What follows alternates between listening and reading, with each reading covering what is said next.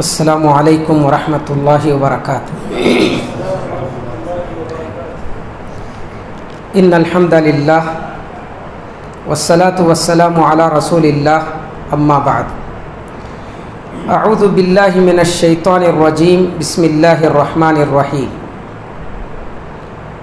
شہر رمضان الذی انزل فیہ القرآن ھدی للناس وبینات من الھدی والفرقان فمن شہد منکم الشہر فلیصم۔ محترم سامعین، استقبال رمضان کے عنوان پر کچھ باتیں مجھے آپ کے سامنے ذکر کرنی ہیں۔ یوں تو اس تعلق سے جمعہ کے خطبے میں اور رمضان کی مناسبت سے دو چار دنوں میں بہت ساری باتیں آپ لوگوں نے سنا ہوگا۔ بس بطور یاد دہانی کچھ باتیں آپ کے سامنے رمضان المبارک کے تعلق سے ذکر کی جا رہی۔ استقبال رمضان کا مطلب ہے رمضان کا استقبال کرنا۔ عام طور پر لفظ استقبال بار بار ہم سنتے رہتے ہیں کہ جب ہمارے گھر کوئی مہمان آئے تو ہم ان کا استقبال کرتے ہیں، ہم ان کی آمد پر خوشی کا اظہار کرتے ہیں، جس کو استقبال کہا جاتا ہے۔ رمضان کا استقبال کا مطلب یہ نہیں کہ رمضان آنے پر ہم بس خوشی کا اظہار کریں یا اپنے گھروں کو سنواریں، اپنے گھروں کو پاک صاف کریں۔ یہ استقبال کا مطلب نہیں ہے۔ استقبال رمضان کا مطلب ہے رمضان آنے سے پہلے رمضان کی عبادتوں کے لیے اپنے آپ کو تیار کریں۔ رمضان کی عبادتوں کے لیے اپنے آپ کو تیار کرنا یہ استقبال رمضان کہلاتا ہے۔ ہم جانتے ہیں کہ اس مہینے کی اسلاف کرام کے دلوں میں بڑی قدر و منزلت تھی۔ وہ اس مہینے کے لیے دعائیں کیا کرتے تھے، اے پروردگار تو ہمیں آئندہ سال رمضان کا مہینہ عطا فرما۔ جو دعائیں سلف سے ثابت ہیں ان میں سے ایک دعا یہ بھی، اللہم بارک لنا فی رجب و شعبان وبلغنا رمضان، کہ پروردگار تو رجب اور شعبان کے مہینے میں ہمارے لیے برکت عطا فرما اور ہمیں رمضان کے مہینے تک پہنچا دے، رمضان کے مہینے میں پہنچا دے، تاکہ ہم اس مہینے میں خوب عبادتیں کر سکیں۔ یہ دعائیں ہوا کرتی تھیں۔ جن لوگوں کو رمضان کا مہینہ ملے، جو لوگ رمضان کے مہینے میں داخل ہوں، وہ بڑے خوش نصیب ہیں۔ کل یا پرسوں سے رمضان کا یہ مہینہ شروع ہونے والا ہے۔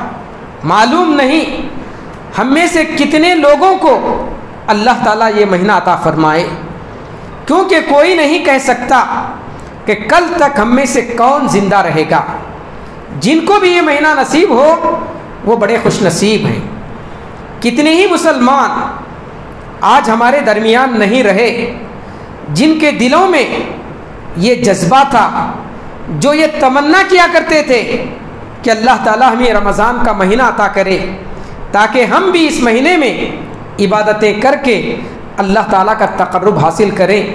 اس طرح کا جذبہ، اس طرح کا شوق، اس طرح کی تمنا ان کے دلوں میں تھی، مگر رمضان کا مہینہ آنے سے پہلے وہ ہم سے رخصت ہو گئے، ان کا انتقال ہو گیا، وہ اللہ تعالیٰ کے پاس جا چکے۔ اگر اللہ تعالیٰ ہم لوگوں کو رمضان کا مہینہ عطا کرے تو ہمیں اس کی قدر کرنی چاہیے۔ اس کی قدر کرنے کا مطلب یہ ہے کہ ہم اس کے لیے تیاری کریں اور اس مہینے کو پا کر خوب اس سے استفادہ کریں، اس مہینے میں زیادہ سے زیادہ عبادتیں کریں۔ اس مہینے میں زیادہ سے زیادہ عبادتیں کرنا یہی اس مہینے کی قدر کرنا ہے۔ اس مہینے کی قدر یہ نہیں کہ ہم اس مہینے میں زیادہ سے زیادہ مسجدوں کو سجائیں یا زیادہ سے زیادہ ہم مسجدوں میں آ کر خطبات و تقریریں سنیں، یقیناً یہ بھی اہم چیز ہے، لیکن اس سے بھی اہم یہ ہے کہ ہم رمضان کے مہینے میں زیادہ سے زیادہ عبادتیں کریں۔ اس کے لیے پہلے سے تیاری کرنا یہ ضروری ہے۔ اب 1-2 دن باقی رہ گئے، ان 1-2 دنوں میں یہ ضروری ہے کہ ہم رمضان کے مہینے کے لیے تیاری کریں۔ ماشاءاللہ آج بھی بہت سارے مسلم گھرانوں میں رمضان کا بڑا احترام کیا جاتا ہے۔ رمضان سے پہلے، رمضان کا مہینہ آنے سے پہلے گھروں کی صفائی کی جاتی ہے، یہاں تک کہ ابھی تو ٹی وی کا زمانہ نہیں، جب ٹی وی کا زمانہ تھا تو رمضان کی قدر کرتے ہوئے، رمضان کے احترام میں لوگ اپنی ٹی ویوں کو اٹھا کر کسی کونے میں اٹھا کر رکھ دیتے تھے۔ وہ یہ سمجھتے تھے کہ رمضان کے مہینے میں کسی قسم کے سیریل نہیں دیکھنا ہے، کوئی گانا نہیں سننا ہے، رمضان کے مہینے میں کوئی فلم نہیں دیکھنا ہے، ہر وقت نہیں دیکھنا ہے۔ لیکن رمضان کا ایک احترام مسلمانوں کے دلوں میں، گئے گزرے مسلمانوں کے دلوں میں بھی ہوتا ہے، جس کی وجہ سے وہ اس مہینے کی قدر کرتے ہوئے، اس مہینے کا احترام کرتے ہوئے وہ اپنے گھروں کو ان تمام چیزوں سے پاک کیا کرتے تھے۔ آج اس سے بھی کہیں بڑھ کر ہم کو رمضان کی حقیقی تیاری کرنی ہے۔ رمضان کی حقیقی تیاری یہ ہے کہ رمضان سے مکمل استفادہ کرنے کے لیے، رمضان سے مکمل فائدہ اٹھانے کے لیے، رمضان میں زیادہ سے زیادہ نیکیاں کرنے کے لیے ہم پہلے سے پوری طریقے سے پلاننگ کریں، منصوبہ بندی کریں، تبھی چل کر ہم رمضان کے مہینے سے فائدہ اٹھا سکتے ہیں۔ بغیر پلاننگ کے اگر ہم رمضان کے مہینے میں داخل ہوں تو اگرچہ ہمارے دلوں میں رمضان کی قدر ہو، رمضان المبارک کا احترام ہو، شوق اور جذبہ بھی ہو عبادتوں کا، لیکن یہ شوق اور جذبہ 2-4 دنوں میں سرد ہو جاتا ہے، ٹھنڈا پڑ جاتا ہے۔ اس کو باقی رکھنے کے لیے ہمارے پاس پلاننگ ہونی چاہیے۔ رمضان میں ہم کو کیا کیا عبادتیں کرنا ہے، کب کب کرنا ہے، جب تک یہ پلاننگ ہمارے پاس نہ ہو، رمضان سے کما حقہ ہم فائدہ نہیں اٹھا سکتے۔ رمضان کے لیے پوری تیاری کریں اپنی استطاعت کے مطابق۔ ہم بزنس مین ہیں، تجارت کر رہے ہیں، ضرور تجارت کریں، رمضان کے مہینے میں ضرور تجارت کریں۔ ٹیچر ہیں تو تعلیم کا کام کریں۔ غرض ہمارے جو بھی مصروفیات ہیں، ان تمام مصروفیات کے ساتھ رمضان کے مہینے میں عبادتوں کے لیے ہمارے پاس ایک ٹائم ٹیبل ہو، منصوبہ بندی ہو، تبھی چل کر ہم رمضان سے پورا فائدہ اٹھا سکتے ہیں۔ رمضان کا قرآن مجید سے خصوصی تعلق ہے، جس کا ذکر انشاءاللہ آئندہ آئے گا۔ ہمارے پاس یہ منصوبہ ہونا چاہیے کہ مجھے رمضان میں اتنے مرتبہ قرآن ختم کرنا ہے، رمضان میں کتنے مرتبہ ہم قرآن ختم کر سکتے ہیں، اس کا ہمارے پاس منصوبہ ہونا چاہیے۔ اپنی مصروفیات میں ہم کتنے گھنٹے قرآن مجید کے لیے نکال سکتے ہیں، 2 گھنٹے 3 گھنٹے۔ اسلاف کرام رمضان میں بسا اوقات رمضان کے فضیلت کی وجہ سے ہر دن ایک قرآن ختم کیا کرتے تھے، یعنی ایک دن میں 30 پارے پڑھا کرتے تھے۔ بعض 7 دن میں، بعض 3 دنوں میں قرآن ختم کرتے، تو بعض اسلاف کے بارے میں آتا ہے کہ ایک دن میں وہ پورا قرآن ختم کیا کرتے تھے، جبکہ اللہ کے نبی نے عام دنوں میں 3 دنوں سے کم میں قرآن مجید ختم کرنے سے منع کیا ہے۔ لیکن رمضان کی جو فضیلت ہے، اس وجہ سے رمضان میں پورے ایک دن میں پورا قرآن ختم کیا کرتے تھے۔ یہ قرآن مجید سے ان کا شغف، ان کا تعلق۔ امام مالک رحمۃ اللہ علیہ مسجد نبوی میں درس دیا کرتے تھے، لیکن جب رمضان کا مہینہ آتا تو واعظ و نصیحت کی مجلس کو بند کر دیتے اور اپنا سارا وقت قرآن مجید کی تلاوت میں اور عبادتوں میں لگا دیتے تھے۔ تو اس لیے اس مہینے میں ہم کو بھی بہت ساری عبادتوں کے لیے وقت نکالنا ہے، اور اس کے لیے پہلے سے منصوبہ بندی کرنا چاہیے، تبھی چل کر ہم صحیح طریقے سے عبادتیں کر سکیں گے، اور رمضان کے آخر تک یہ عبادتوں کا سلسلہ جاری رہے گا۔ جو عبادتیں ہم کر سکتے ہیں اس کی ہم فہرست بنا لیں۔ قرآن مجید کی تلاوت، نوافل کا اہتمام، سنن و نوافل۔ عام دنوں میں جتنی ہم نفل نمازیں سنت نمازیں پڑھا کرتے تھے اس سے زیادہ اس مہینے میں سنت نماز پڑھنے نفل نمازیں پڑھنے کا ہمارے اندر عزم اور ارادہ ہونا چاہیے۔ اشراق کی نماز ہے، تحیۃ المسجد ہے، تحیۃ الوضو ہے، دیکھنے میں معمولی نمازیں لیکن ان کی بڑی فضیلتیں آئی ہیں۔ تحیۃ الوضو، وضو کرنے کے بعد 2 رکعت نماز پڑھنا۔ حضرت بلال رضی اللہ تعالیٰ عنہ کو اللہ کے نبی نے جنت میں اپنے سے آگے چلتے ہوئے محسوس کیا۔ آپ کو بڑا تعجب ہوا۔ اللہ کے نبی نے حضرت بلال سے پوچھا کہ تمہارا وہ کون سا عمل ہے کہ میں نے تمہیں جنت میں اپنے سے آگے چلتے ہوئے محسوس کیا؟ حضرت بلال نے کہا کہ میرا تو کوئی بڑا عمل نہیں، بس اتنا ہے کہ میں ہمیشہ باوضو رہتا ہوں اور جب بھی وضو کرتا ہوں تو 2 رکعت نماز ادا کرتا ہوں۔ اللہ کے نبی نے فرمایا کہ غالباً یہی تمہارا وہ عمل ہے جس کی وجہ سے تم کو اللہ تعالیٰ نے یہ مقام عطا فرمایا۔ 2 رکعت نماز وضو کرنے کے بعد پڑھ لیں تو اللہ تعالیٰ ہم کو یہ اجر و ثواب عطا فرمائے گا۔ تحیۃ المسجد، جب بھی ہم مسجد میں داخل ہوں تو مسجد کا یہ حق ہے کہ ہم 2 رکعت نماز ادا کریں جسے تحیۃ المسجد کہا جاتا ہے۔ اشراق کی نماز، سورج طلوع ہونے کے بعد جو 2 رکعت نماز ادا کی جاتی ہے، 2 رکعت سے لے کر 12 رکعت تک، اس کو اشراق یا صلاۃ الضحیٰ چاشت کی نماز کہا جاتا ہے۔ اس کی فضیلت یہ ہے کہ اگر کوئی مومن بندہ 2 رکعت نماز اشراق کی ادا کرے تو اللہ کے رسول نے فرمایا کہ اس کے 360 اعضاء کی جانب سے اللہ تعالیٰ کے لیے وہ گویا کہ صدقہ، اللہ کے راستے میں صدقات و خیرات کرنے کے برابر ہے۔ ہر عضو کی جانب سے صدقہ کرنا ایک مومن کے لیے ضروری ہے۔ صحابہ کرام نے کہا کہ ہم میں سے ہر کوئی صدقات و خیرات نہیں کر سکتا، تو اللہ کے نبی نے فرمایا کہ اگر کوئی شخص 2 رکعت اشراق کی نماز ادا کر لے تو سارے اعضاء کی جانب سے صدقہ ہو جاتا ہے۔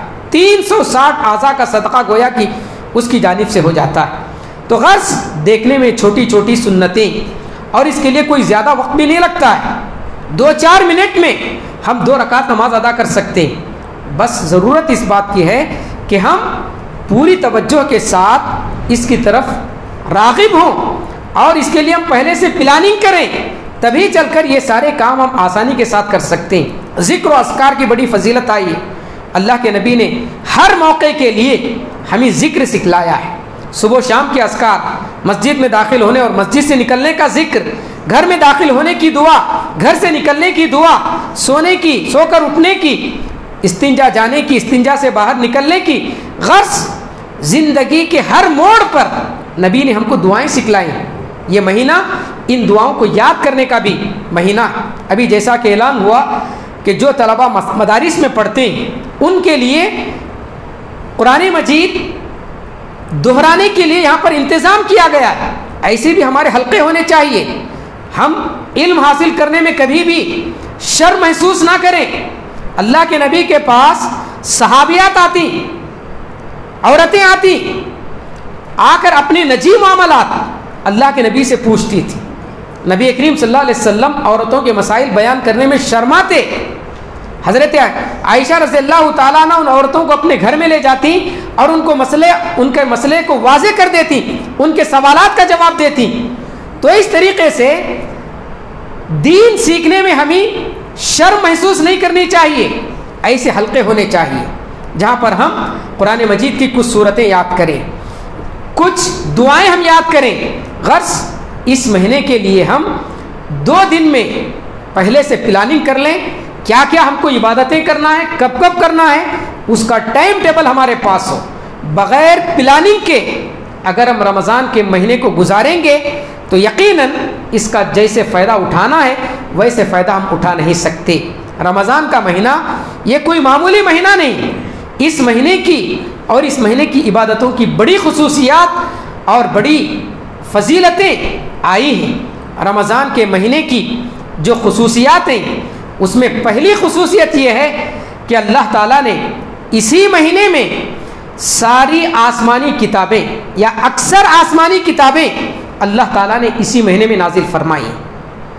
جو مشہور کتابیں توریت، انجیل، زبور اور قرآن مجید، السلسلہ صحیحہ کی روایت ہے، علامہ البانی نے صحیح قرار دیا ہے کہ یہ چاروں کتابیں اللہ تعالیٰ نے اسی ماہ مبارک میں نازل فرمائی۔ رمضان کی جو فضیلت ہے، رمضان کی جو عظمت ہے، یہ نزول قرآن کی وجہ سے۔ قرآن کی وجہ سے رمضان کو یہ مقام ملا ہے۔ سورہ بقرہ میں اللہ تعالیٰ نے فرمایا شہر رمضان الذی انزل فیہ القرآن، رمضان وہ مہینہ ہے جس میں قرآن مجید نازل کیا گیا۔ تو رمضان کا ذکر قرآن مجید میں جو کیا گیا نزول قرآن کے اعتبار سے، تو رمضان کو جو فضیلت ملی ہے وہ قرآن مجید کے نزول کی وجہ سے ہے۔ تو اس سے ہم اندازہ لگا سکتے ہیں کہ یہ مہینہ نزول قرآن کا مہینہ ہے، اس مہینے سے قرآن کا گہرا تعلق ہے، اس لیے اس مہینے میں قرآن مجید کثرت سے پڑھنا چاہیے۔ اللہ کے نبی اس مہینے میں نہ صرف قرآن مجید پڑھتے تھے بلکہ حضرت جبریل کو پڑھ کر سناتے تھے، گویا کہ اللہ کے نبی آموختہ سناتے تھے حضرت جبریل کو۔ ہر سال رمضان کے مہینے میں جتنا قرآن نازل ہوتا، جتنی آیتیں نازل ہوتی، آپ یہ قرآن اور قرآن کی آیتیں حضرت جبریل کو پڑھ کر سناتے۔ جس سال آپ کا انتقال ہوا اس سال رمضان کے مہینے میں آپ نے 2 مرتبہ حضرت جبریل کو قرآن مجید پڑھ کر سنایا۔ تو یہ نزول قرآن کا مہینہ ہے۔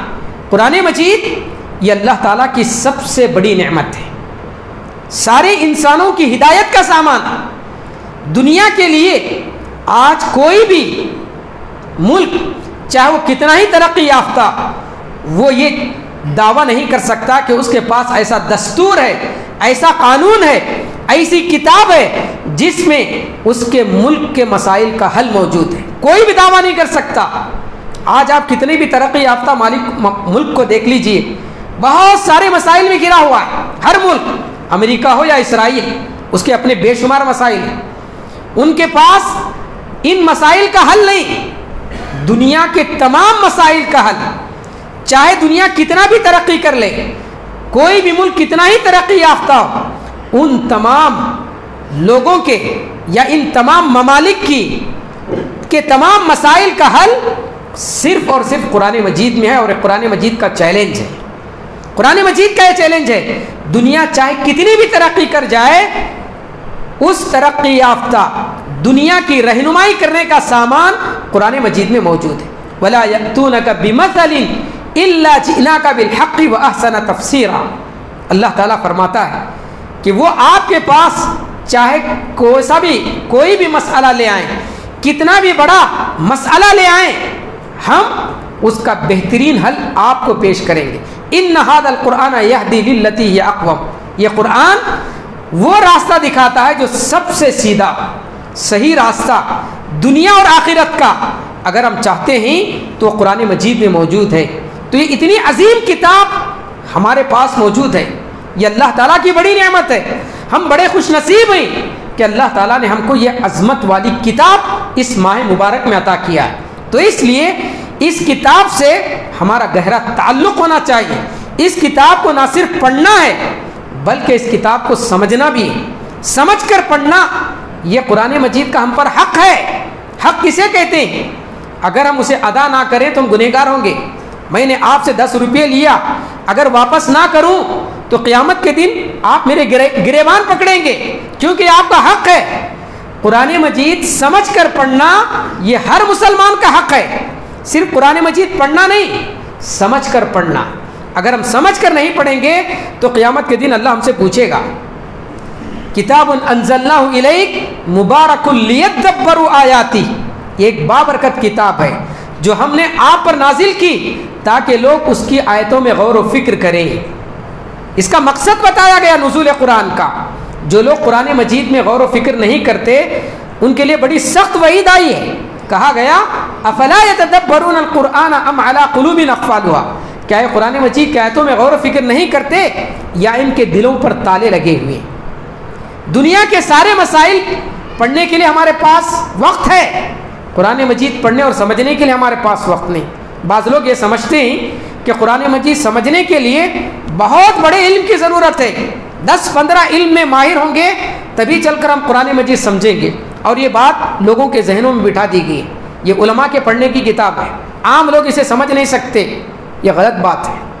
قرآن مجید جس نے نازل کیا وہ قرآن مجید میں کہتا ہے وَلَقَدْ يَسَّرْنَا الْقُرْآنَ لِلذِّكْرِ فَهَلْ مِن مُدَّكِرٍ، ایک بار نہیں 6-7 مرتبہ سورہ قمر میں اللہ تعالیٰ نے آیت نازل فرمائی بار بار اللہ تعالیٰ نے فرمایا ہم نے قرآن مجید کو نصیحت حاصل کرنے کے لیے، پڑھنے کے لیے نہیں، نصیحت حاصل کرنے کے لیے، ذکر سمجھنے کے لیے ہم نے آسان کر دیا۔ فہل من مدکر، کیا کوئی سمجھنے والا ہے؟ کیا کوئی نصیحت حاصل کرنے والا ہے؟ قرآن آسان کتاب ہے، مشکل نہیں۔ ہم نے اسے مشکل بنا لیا ہے، مشکل سمجھ لیا ہے۔ پڑھ کر تو دیکھیں، اگر ہم قرآن مجید پڑھنے کی کوشش کریں تو اللہ تعالیٰ ہمارے لیے قرآن کو آسان بنا دیتا ہے۔ صحابہ کرام کی مثالیں ہمارے پاس ہیں۔ جدید دور کی ایک مثال میں دیتا ہوں، موریس بوکئی، عیسائی، اسلام سے شدید نفرت، وہ فرعون کی لاش پر ریسرچ کر رہے تھے۔ فرعون کی لاش پر ریسرچ کرتے ہوئے ان کی نظر قرآن مجید کی اس آیت پر پڑی، فَالْيَوْمَ نُنَجِّيكَ بِبَدْنِكَ لِتَكُونَ لِمَنْ خَلْفَكَ آیَةً۔ آج کے دن اللہ تعالیٰ نے فرعون کے بارے میں کہا کہ آج کے دن ہم تم کو تمہارے بدن، تمہارے جسم سمیت نجات دیں گے تاکہ تم بعد والوں کے لیے عبرت بن جاؤ۔ فرعون کی لاش پر ریسرچ کرتے ہوئے جب یہ آیت اس کی نظر سے گزری، موریس بوکئی کے نظر سے گزری، حیران ہو گیا کہ فرعون کا انتقال ہزاروں سال پہلے ہوا اور ہزاروں سال بعد قرآن مجید نازل ہو رہا ہے، اور اس کے بارے میں، فرعون کے بارے میں قرآن مجید میں موجود ہے اور صحیح بات موجود ہے۔ تو قرآن مجید پڑھنے کا شوق اس کے دل میں پیدا ہوا۔ قرآن مجید وہ چاہتا تو انگریزی زبان میں پڑھ سکتا تھا، سمجھ سکتا تھا۔ قرآن مجید سمجھنے کے لیے اس نے عربی زبان سیکھنا شروع کیا، عربی زبان سیکھا، پھر اس کے بعد اس نے عربی زبان میں قرآن مجید پڑھا اور سمجھا، سمجھنے کے بعد اسلام قبول کیا۔ اس نے ایک کتاب لکھی موریس بوکئی نے، قرآن، سائنس اور عیسائیت، اس پر اس نے قرآن، سائنس اور بائبل، اس نام سے اس نے قرآن لکھی۔ انگریزی میں اس نے، اس کی کتاب ہے، اس کا ترجمہ اردو میں ہوا ہے قرآن، سائنس اور بائبل کے نام سے۔ اور جب وہ اسلام قبول کیا تو اس کی عمر کتنی تھی؟ 40 سال۔ 40 سال کی عمر میں ایک انگریز کو، عیسائی کو قرآن مجید سمجھنے کی توفیق ملتی ہے، اور ہم پورا ہمارا گھرانہ مسلم گھرانے میں پیدا ہوئے، قرآن مجید پڑھنے کی ہم کو توفیق نہیں ملتی، سمجھنے کی توفیق نہیں ملتی، تو گویا کہ اللہ تعالیٰ نے ہم کو محروم کر دیا ہے۔ اللہ سے ہم قریب ہوں، اللہ تعالیٰ سے ہم توفیق طلب کریں۔ قرآن مجید سمجھنا کوئی مشکل کام نہیں، قرآن مجید سمجھنا بہت ہی آسان ہے۔ شرط یہ ہے کہ ہم اپنے اندر شوق اور جذبہ پیدا کریں، سچی تڑپ ہو تو اللہ تعالیٰ ضرور ہمارے لیے قرآن مجید کو آسان فرمائے گا۔ تو یہ قرآن مجید، یہ رمضان نزول قرآن کا مہینہ ہے، رمضان نزول قرآن کا مہینہ ہے، اس میں قرآن مجید اللہ تعالیٰ نے نازل فرمایا۔ یہ رمضان کی پہلی خصوصیت ہے، اور رمضان المبارک کی دوسری خصوصیت یہ ہے کہ یہ مہینہ تقرب الہی کا مہینہ ہے، اللہ تعالیٰ سے قریب ہونے کا مہینہ ہے۔ اور مہینوں کے مقابلے میں اس مہینے میں اللہ سے قریب ہونے کے سامان مہیا کیے جاتے ہیں، شیاطین کو جکڑ دیا جاتا ہے، جہنم کے دروازے بند کر دیے جاتے ہیں، جنت کے دروازے کھول دیے جاتے ہیں، تاکہ بندے اللہ تعالیٰ سے قریب ہوں، اللہ کا تقرب حاصل کریں، نیکیوں میں آگے بڑھیں۔ فرشتہ اعلان کرتا ہے، یا باغی الخیر اقبل، اے نیکی کا ارادہ کرنے والے، اے نیکی کو چاہنے والے، نیکی میں آگے بڑھ۔ یا باغی الشر اقصر، اے برائی کا ارادہ کرنے والے، برائی سے باز آ جا۔ یہ اللہ تعالیٰ کی جانب سے اعلان کیا جاتا ہے، فرشتے اعلان کرتے ہیں۔ تو یہ تقرب الہی کا مہینہ ہے، اس مہینے میں اللہ تعالیٰ سے ہم قریب ہو سکتے ہیں، اللہ سے قریب ہونے کا مہینہ ہے۔ اللہ سے قریب عبادتوں کے ذریعے ہی ہو سکتے ہیں، اللہ سے قریب ہونے کا کوئی اور ذریعہ نہیں، عبادت ہی ہے۔ کسی کا دامن پکڑ کر ہم اللہ کے قریب نہیں ہو سکتے۔ اللہ کے نبی سے بڑھ کر اللہ تعالیٰ کا تقرب حاصل کرنے کا ذریعہ اگر ہوتا تو اس کے علاوہ کوئی اور نہیں ہو سکتا۔ صحابہ کرام اللہ کے نبی کا، اللہ تعالیٰ کا تقرب حاصل کرنا چاہتے ہیں، نبی کی خدمت کر رہے ہیں، دن رات نبی کی خدمت کر رہے ہیں۔ ربیعہ بن کعب اسلمی رضی اللہ تعالیٰ عنہ رات جاگ کر نبی کی خدمت کر رہے ہیں، نبی سو رہے ہیں، ربیعہ بن کعب اسلمی بیدار ہو کر اللہ کے نبی کی خدمت میں لگے ہوئے۔ جیسے ہی اللہ کے نبی رات میں بیدار ہوئے، ربیعہ بن کعب اسلمی رضی اللہ تعالیٰ عنہ فوراً اللہ کے نبی کے پاس پانی پیش کرتے ہیں وضو کرنے کے لیے۔ اللہ کے نبی ان کی اس خدمت سے بہت متاثر ہوئے کہ جیسے ہی آپ بیدار ہوئے تو فوراً پانی پیش کیے۔ اللہ کے نبی نے کہا کہ سل تعطا، مانگو تمہاری مراد پوری کی جائے گی۔ حضرت ربیعہ بن کعب سے کہا کہ مانگو تمہاری مراد پوری کی جائے گی، تو حضرت کعب نے کیا کہا؟ اسألک مرافقتک فی الجنہ، جنت میں مجھے آپ کا تقرب چاہیے۔ اللہ کے نبی نے یہ نہیں کہا کہ تم تو میرے ساتھ رہتے ہو، میری خدمت کرتے ہو، جنت میں تمہیں میرا تقرب حاصل ہو جائے گا یا اللہ تعالیٰ کا تقرب تمہیں حاصل ہو جائے گا۔ نبی کا تقرب حاصل کرنے اور اللہ کا تقرب حاصل کرنے کا ذریعہ اللہ کے نبی نے بتایا، کہا کہ نفل نمازیں کثرت سے پڑھا کرو، اعنی علی نفسک بکثرۃ السجود، کثرت سے نفل نمازوں کا اہتمام کرو، تمہیں میرا بھی تقرب حاصل ہوگا اور اللہ کا بھی تقرب حاصل ہوگا۔ واسجد واقترب، کہا گیا کہ سجدے کرو یعنی نمازیں پڑھو اور اللہ کا تقرب حاصل کرو۔ اللہ کا تقرب حاصل کرنے کا ذریعہ عبادتیں، اس مہینے میں ہم زیادہ سے زیادہ عبادتیں کریں تاکہ ہمیں اللہ کا تقرب حاصل ہو۔ اس مہینے کی تیسری خصوصیت یہ ہے کہ یہ مہینہ قدر و منزلت والا مہینہ ہے۔ اس مہینے میں اللہ تعالیٰ نے قدر و منزلت والی رات رکھی ہے، لیلۃ القدر جسے ہم کہتے ہیں، اور جس کے بارے میں اللہ تعالیٰ نے فرمایا لیلۃ القدر خیر من الف شہر، اس ایک رات کی عبادت 1000 مہینوں کی عبادت سے افضل ہے۔ بعض علماء نے کہا کہ یہ جو رات ہے لیلۃ القدر اللہ تعالیٰ نے صرف اس امت کو عطا کیا ہے، اس امت کو عطا کیا۔ اس سے پہلے جو امتیں گزری اللہ تعالیٰ نے ان پر یہ انعام نہیں کیا، ان کے لیے اللہ تعالیٰ نے اس طرح کی رات نہیں دی، نہیں عطا کی۔ صرف ایک رات اگر ہم عبادت کریں 1000 مہینوں کی عبادتوں سے افضل ہے۔ 1000 مہینے عبادتوں کرنے سے زیادہ اجر و ثواب اس ایک رات میں ہم کو مل جائے گا۔ اگر کسی سے کہہ دیا جائے کہ ایک رات جاگو آپ کو 20,000 روپے ہم دیں گے، وہ شخص رات نہیں بلکہ 24 گھنٹے جاگنے کے لیے تیار ہو جائے گا۔ بہت سارے لوگ نائٹ ڈیوٹی کرتے ہیں، کتنا ملتا ہے؟ پوری رات جاگنے کے بعد 30 راتیں جاگنے کے بعد مشکل سے کسی کو 5,000 ملتے ہیں۔ رات میں جو نائٹ ڈیوٹی واچ مین ہیں 5,000 6,000 ان کی تنخواہ ہوتی ہے۔ بعض لوگ جو جاب کرتے ہیں ان کو 20,000 ہوگی، بہت مشکل سے 50,000 ہوگی۔ دنیا کی 50,000 کی تنخواہ کے لیے ہم رات جاگنا گوارا کر لیتے ہیں۔ اللہ تعالیٰ کے پاس 1000 مہینوں کا اجر و ثواب پانے کے لیے ہم ایک رات یا 5 راتیں جاگنا ہمارے لیے دشوار ہو جاتا ہے۔ اگر جاگنا ہی ہے تو پھر کہتے ہیں کہ علماء تقریریں کریں، ہم بیٹھے رہیں گے۔ کچھ لوگ سوتے رہتے ہیں اور کچھ لوگ بس علماء کی تقریر سن کر چلے جاتے ہیں، سمجھتے ہیں کہ ہم کو اجر و ثواب مل جائے گا۔ عبادتوں کی رات ہے، اس میں کثرت سے عبادت کرنا ہے، تبھی چل کر یہ اجر و ثواب ہمیں ملے گا۔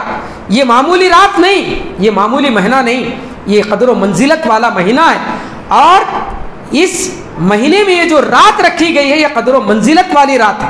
اللہ تعالیٰ نے اس رات کی فضیلت میں پوری ایک سورت نازل فرمائی، پوری ایک سورت۔ اس پوری سورت میں دیکھ لیجئے صرف اس رات کی فضیلت کا ذکر ہے، سورہ قدر، صرف اس رات کی فضیلت کا ذکر ہے، دوسری کوئی اور بات نہیں۔ اندازہ لگائیں کس قدر اہم رات ہے، اور اتنا ہی ہم اس مہینے کی اور اس رات کی بے قدری کرتے ہیں۔ اس مہینے کی جو عبادتیں، ان عبادتوں کی بھی بڑی خصوصیات ہیں۔ اس مہینے کی عبادتوں کی وجہ سے اللہ تعالیٰ پچھلے سارے گناہوں کو معاف فرما دیتا ہے۔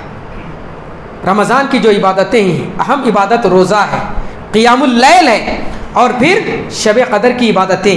ان تینوں عبادتوں کے بارے میں الجامع الصغیر کی صحیح روایت ہے، اللہ کے رسول نے فرمایا من صام رمضان ایمانا واحتسابا غفر له ما تقدم من ذنبه۔ اسی طرح قیام اللیل جسے ہم تہجد یا تراویح کہتے ہیں، اس کے بارے میں بھی اللہ کے نبی نے فرمایا من قام رمضان ایمانا واحتسابا غفر له ما تقدم من ذنبه۔ اور لیلۃ القدر کے بارے میں فرمائے گا من قام لیلۃ القدر ایمانا واحتسابا غفر له ما تقدم من ذنبه، کہ جو رمضان کے روزے ایمان کی حالت میں ثواب کی نیت سے رکھے یا پھر قیام اللیل کا اہتمام کرے، شب قدر کی عبادتوں کا اہتمام کرے، اس کے پچھلے سارے گناہ معاف ہو جاتے ہیں۔ یہ صرف ان 3 عبادتوں کا نہیں، جو بھی عبادت رمضان کے مہینے میں کی جائے اس کی وجہ سے اللہ تعالیٰ انسان کے پچھلے گناہوں کو مٹا دیتا ہے۔ صحیح مسلم کی روایت ہے، اللہ کے رسول نے فرمایا کہ الصلوات الخمس والجمعۃ الی الجمعہ ورمضان الی رمضان مکفرات لما بینہن اذا اجتنبت الکبائر، کہ یہ 5 وقتہ نمازیں، ایک جمعہ سے دوسری جمعہ تک کی عبادتیں اور ایک رمضان سے دوسرے رمضان تک کی عبادتیں، یہ چھوٹے موٹے گناہوں کا کفارہ بن جاتی، چھوٹے موٹے گناہوں کو مٹا دیتی۔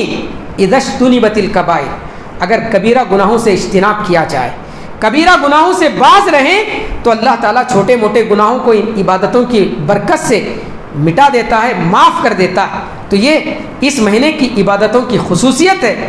اس مہینے کی عبادتوں کی دوسری خصوصیت یہ ہے کہ یہ عبادتیں، رمضان کی یہ عبادتیں اللہ تعالیٰ کے دربار میں بندے کے حق میں سفارش کریں گی۔ رمضان میں جو 2 اہم عبادتیں، روزہ اور قرآن مجید کی تلاوت، روزہ اور قرآن مجید کی تلاوت، ان دونوں کے بارے میں اللہ کے رسول نے فرمایا الصیام القرآن والصیام یشفعان للعبد یوم القیامہ، کہ روزہ اور قرآن اللہ تعالیٰ کے دربار میں بندے کے حق میں سفارش کریں گے۔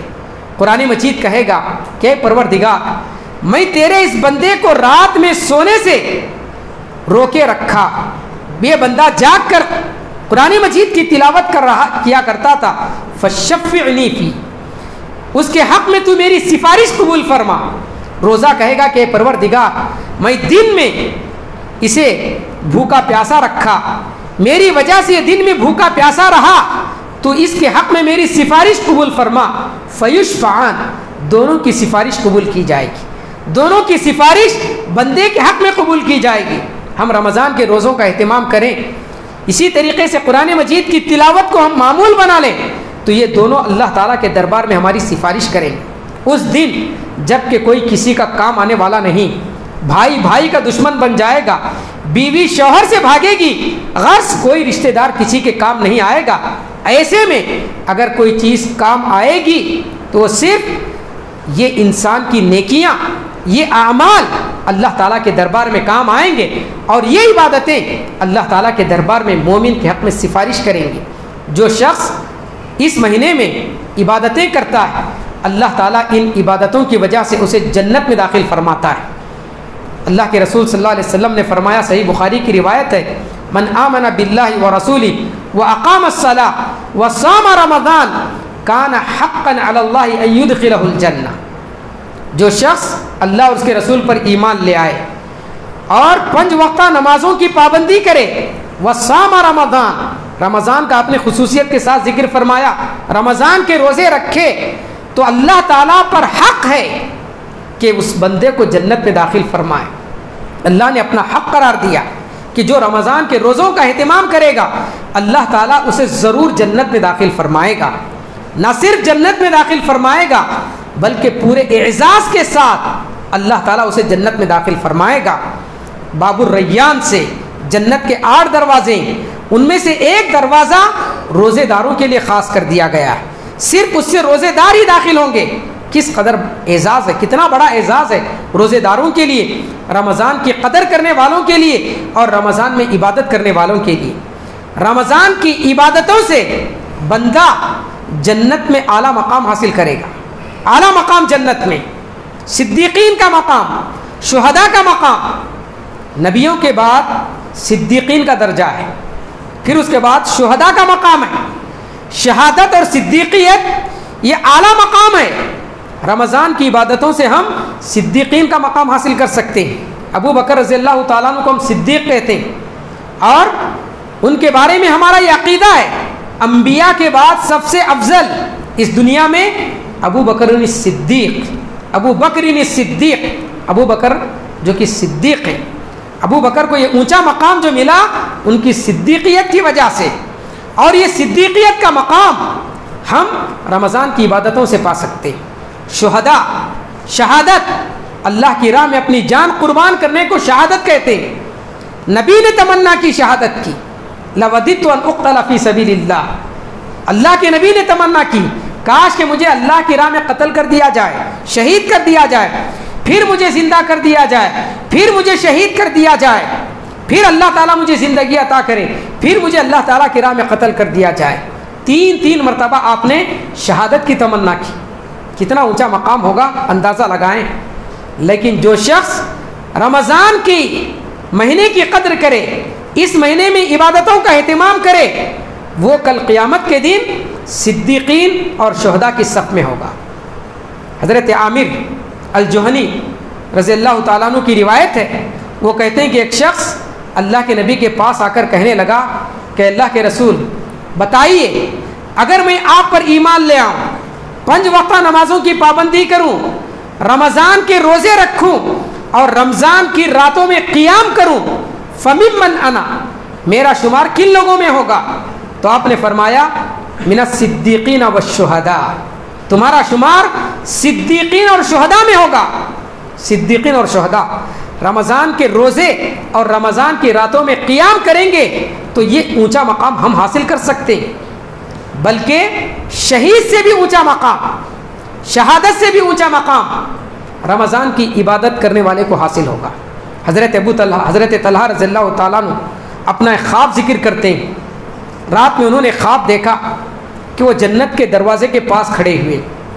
اللہ کے نبی کے زمانے میں 2 صحابی, 2 شخص ایک ساتھ اسلام قبول کیے, دونوں ایک ساتھ رہتے تھے. ان میں سے ایک جنگ میں لڑتے ہوئے شہید ہو گیا, اور اس کا جو دوسرا ساتھی ہے اس کے 1 سال کے بعد انتقال کر گیا. پہلا شخص شہید ہوا اور دوسرا 1 سال کے بعد فطری موت مرا. ظاہر سی بات ہے اس میں کس کا اونچا مقام ہوگا؟ جو اللہ کی راہ میں شہید ہوا, اللہ کی راہ میں لڑتے ہوئے اپنی جان قربان کر دیا, اس کا اونچا مقام. حضرت طلحہ رضی اللہ تعالیٰ عنہ کہتے ہیں کہ میں خواب میں دیکھتا ہوں جنت کے دروازے کے پاس ہوں, وہاں پر یہ 2 شخص بھی موجود ہیں, دونوں کا انتقال ہو چکا ہے, یہ 2 بھی وہاں پر موجود ہیں. اندر سے فرشتہ آیا, جنت کے اندر سے فرشتہ آیا, اور ان دونوں میں سے اس شخص کو جو بعد میں انتقال کر چکا تھا, جو فطری موت مرا تھا, جس کو شہادت نصیب نہیں ہوئی تھی, اس کو جنت میں داخل ہونے کی اجازت دیا. پھر اس کے کچھ دیر کے بعد آیا اور جو پہلے انتقال کر گیا تھا, اللہ کی راہ میں شہید ہوا تھا, اس کو بعد میں جنت میں داخل ہونے کی اجازت دیا. اور تیسری مرتبہ وہ فرشتہ آ کر حضرت طلحہ سے کہتا ہے کہ تم واپس چلے جاؤ, فَإِنَّهُ لَمْ يَأْنُ لَكَ بَعْدُ, ابھی تمہارے جنت میں داخل ہونے کا وقت نہیں آیا, کیونکہ ابھی ان کا انتقال نہیں ہوا تھا. کہا کہ تم واپس چلے جاؤ. یہ خواب حضرت طلحہ نے دیکھا, ان کی آنکھ کھل گئی. عجیب و غریب خواب تھا. صحابہ اکرام سے انہوں نے اپنے ساتھیوں سے اس خواب کا ذکر کیا. صحابہ اکرام کو بھی تعجب ہوا کہ ایک شخص جو کہ اللہ کی راہ میں شہید ہوا, پہلے انتقال کیا, اس کو بعد میں جنت میں داخل کیا گیا, اور جو شہید بھی نہیں ہوا اور بعد میں انتقال کیا گیا, اسے پہلے جنت میں داخل کیا گیا. صحابہ اکرام کے درمیان باتیں ہو رہی تھیں. اللہ کے نبی تشریف لائے, پوچھا کہ کیا ماجرا ہے, کیا بات ہو رہی ہے, کیا گفتگو ہو رہی ہے. صحابہ نے اپنی اس بات کا ذکر کیا تو اللہ کے نبی نے کہا کہ اس میں تعجب کی کیا بات ہے. تو صحابہ اکرام نے کہا کہ شہید کو بعد میں جنت میں داخل کیا گیا, اور جو شہید نہیں تھا وہ پہلے جنت میں داخل ہوا. تو اللہ کے نبی نے فرمایا کہ جو بعد میں جنت میں داخل ہوا, کیا وہ 1 سال زندہ نہیں رہا؟ اپنے شہید بھائی کے بعد 1 سال تک دنیا میں زندہ نہیں رہا؟ تو صحابہ نے کہا کہ ہاں. کیا اس نے اپنی زندگی میں ایک اور رمضان نہیں پایا؟ آپ نے رمضان کا خصوصیت کے ساتھ ذکر فرمایا. کیا اس نے رمضان کا 1 مہینہ زائد نہیں پایا؟ صحابہ نے کہا کہ ہاں. تو اللہ کے نبی نے فرمایا کہ ان دونوں کے درمیان جنت میں اتنا ہی فاصلہ ہے جتنا کہ آسمان اور زمین کے درمیان ہے. شہید ہونے کے باوجود اس کو وہ مقام نہیں ملا جو 1 رمضان زائد پانے والے کو جنت میں مقام ملا ہے. یہ اس کا خلوص, اس کی عبادتیں, رمضان کی قدر اور رمضان میں عبادتوں کا نتیجہ تھا کہ اللہ تعالیٰ نے اس بندے کو رمضان کی قدر کرنے, رمضان میں عبادت کرنے کی وجہ سے شہید سے اونچا مقام جنت میں عطا کیا. یہ کوئی معمولی مہینہ نہیں, ہم اسے معمولی مہینہ سمجھتے ہیں, عام مہینوں کی طرح اسے گزار دیتے ہیں.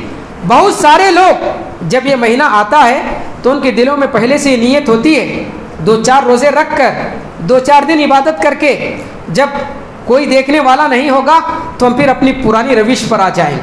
پہلے سے یہ نیت ہوتی ہے. پہلے ہم اپنی نیت کو درست کر لیں, پہلے ہم اپنی نیت کی اصلاح کر لیں. ہم اپنے دل میں یہ پختہ ارادہ کر لیں کہ اس مہینے کی مجھے قدر کرنی ہے، اس مہینے کے پورے روزے رکھنے ہیں، اور اس مہینے میں مجھے زیادہ سے زیادہ عبادتیں کرنا ہے، اس کا ہم ارادہ کریں، پھر اللہ تعالیٰ سے ہم دعا کریں، اللہ سے دعا کریں، اللہ تعالیٰ ہر مشکل کو آسان کرنے والا ہے۔ صحابہ کرام ان کے دلوں میں اس مہینے کی کس قدر تھی، کس قدر وہ عبادتوں کا اہتمام کیا کرتے تھے۔ صحابہ کرام اس مہینے میں مسجد میں آ کر نمازوں کے لیے مسجد میں آتے، جس طریقے سے آج ہماری مسجدوں میں اجتماعی طور پر عبادتوں کا نظم ہوتا ہے، خصوصاً تراویح کا، قیام اللیل کا اہتمام ہوتا ہے، ویسے اللہ کے نبی کے زمانے میں تراویح کا اہتمام نہیں ہوتا تھا، لیکن صحابہ کرام انفرادی طور پر مسجد میں آ کر عبادتیں کیا کرتے تھے۔ ایک مرتبہ اللہ کے نبی مسجد میں آئے، آپ نماز پڑھنے لگے، آپ کے ساتھ کچھ لوگ نماز میں شریک ہو گئے، صحابہ کرام آپ کے ساتھ مسجد میں نماز میں شریک ہو گئے۔ دوسرے دن لوگوں کو معلوم ہوا تو ان کو بڑا افسوس ہوا کہ ہم بھی اگر مسجد میں ہوتے تو اللہ کے نبی کے ساتھ تراویح کا شرف حاصل کرتے، قیام اللیل کا شرف حاصل کرتے۔ انہوں نے ارادہ کیا کہ ہم دوسرے دن ہم بھی اللہ کے نبی کے ساتھ نماز پڑھیں گے۔ دوسرے دن اللہ کے نبی نے نماز پڑھائی تو صحابہ کی تعداد میں اور اضافہ ہوا، تیسرے دن اور بھی اضافہ ہوا، ساری مسجد بھر گئی۔ چوتھے دن صحابی کہتے ہیں، راوی کہتے ہیں، عجز المسجد عن اہلی، مسجد میں قدم رکھنے کے لیے جگہ نہیں تھی، اتنی مسجد بھر گئی۔ اس رات صحابہ اکرام انتظار کر رہے ہیں کہ اللہ کے نبی اپنے گھر سے نکلیں، ہم آپ کے ساتھ نماز ادا کریں۔ اللہ کے نبی گھر سے نہیں نکلے۔ صحابہ کرام آپ کے گھر کے پاس جا کر کچھ آوازیں کرتے ہیں، کھکارنے لگتے ہیں تاکہ آواز سن کر اللہ کے نبی باہر آئیں، ان کو نماز پڑھائیں۔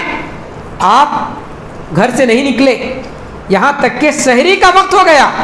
سحری کے وقت تک صحابہ کرام انتظار کرتے رہے، لیکن اللہ کے نبی نہیں نکلے۔ سحری کا وقت ہوا تو صحابہ کرام اپنے گھروں کو چلے گئے۔ اللہ کے نبی فجر کی نماز کے لیے آئے، نماز آپ نے پڑھائی، فجر کی نماز، اور آپ نے لوگوں سے کہا، صحابہ سے کہا کہ تمہارے دلوں میں رمضان کا جو شوق ہے، ان عبادتوں کا جو شوق اور جذبہ ہے، میں اسے اچھی طریقے سے جانتا ہوں۔ میں نے آج اس لیے تمہیں نماز نہیں پڑھائی، مجھے اندیشہ ہوا کہ کہیں یہ نماز تم پر فرض نہ کر دی جائے اور تم اس کو ادا کرنے سے عاجز نہ آ جاؤ۔ یہ اللہ کے نبی کی شفقت تھی اپنی امت پر، اللہ کے نبی کا رحم و کرم تھا اپنی امت پر، اس لیے اللہ کے نبی نے چوتھے دن جماعت کے ساتھ تراویح کی نماز نہیں پڑھائی۔ لیکن یہاں پر غور کرنے کی بات یہ ہے کہ صحابہ اکرام کے دلوں میں کس قدر شوق تھا۔ دن گزرتے جا رہے ہیں، تعداد میں اضافہ ہو رہا ہے، اور ہمارا حال یہ ہے کہ جیسے جیسے رمضان کا مہینہ گزرتا جاتا ہے، مسجدیں خالی ہوتی جاتی ہیں، نمازیوں میں کمی آتی چلی جاتی ہے۔ ایسے میں ہم کو اجتماعی طور پر اپنے بھائیوں کو تلقین کرنی چاہیے۔ بسا اوقات ایسا ہوتا ہے کہ ہم سستی کرنے لگیں، اگر ہمارا کوئی بھائی ہمیں توجہ دلائے تو احساس ہوگا، اچھے انداز میں توجہ دلائیں ایک دوسرے کو۔ تواصی بالحق کا مطلب یہی ہے، ایک دوسرے کو حق کی تلقین کرنا، یہ نہیں کہ ہم نماز پڑھ لیں، ہم عبادت گزار بن گئے تو یہ کافی ہے۔ ہم اپنے ساتھیوں کو بھی نماز کی تلقین کریں، رمضان کے مہینے کی قدر کرنے کی تلقین کریں، تاکہ رمضان کا ایک پوری طریقے سے موسم بن جائے، عبادتوں کا موسم بن جائے، ایک دوسرے کو دیکھ کر عبادتوں میں ہم آگے بڑھیں، تاکہ ہمارے اندر بھی عبادتوں کا شوق اور جذبہ پیدا ہو۔ صحابہ اکرام کے دلوں میں جیسے شوق اور جذبہ پیدا ہوتا تھا، صحابہ اکرام اللہ کے نبی کے ساتھ جو نمازیں پڑھتے تھے، اس کا حال اگر ہم سنیں تو ہم اس طرح کی نمازوں کا آج کے دور میں تصور نہیں کر سکتے۔ اللہ کے نبی جو نماز آپ کو پڑھا، صحابہ اکرام کو پڑھاتے تھے، حضرت حذیفہ کی روایت ہے، صحیح مسلم کی روایت ہے، حضرت حذیفہ رضی اللہ تعالیٰ عنہ کہتے ہیں کہ ایک مرتبہ اللہ کے نبی یہی تراویح کی تہجد کی نماز پڑھ رہے تھے، وہ کہتے ہیں کہ میرے دل میں بھی شوق پیدا ہوا، میں بھی آپ کے ساتھ نماز میں شریک ہو گیا۔ اللہ کے نبی نے سورہ فاتحہ کے بعد سورہ بقرہ کی تلاوت شروع کر دی، سورہ بقرہ کی تلاوت۔ حضرت حذیفہ کہتے ہیں کہ میں سمجھا کہ قیام اللیل ہے، تراویح کی نماز ہے، لمبی پڑھیں گے، 100 آیتیں پڑھتے ہوں گے۔ 100 آیتیں ختم ہو گئیں، آپ کی تلاوت جاری ہے. وہ کہتے ہیں کہ میں سمجھا 200 آیت پڑھیں گے، 200 آیتوں کے بعد بھی آپ کی تلاوت جاری ہے، یہاں تک کہ سورہ بقرہ آپ نے ختم کر دی. سورہ بقرہ کے بعد سورہ نساء آپ نے شروع کر دی. سورہ نساء ختم ہونے کے بعد سورہ آل عمران آپ نے شروع کر دی. سورہ بقرہ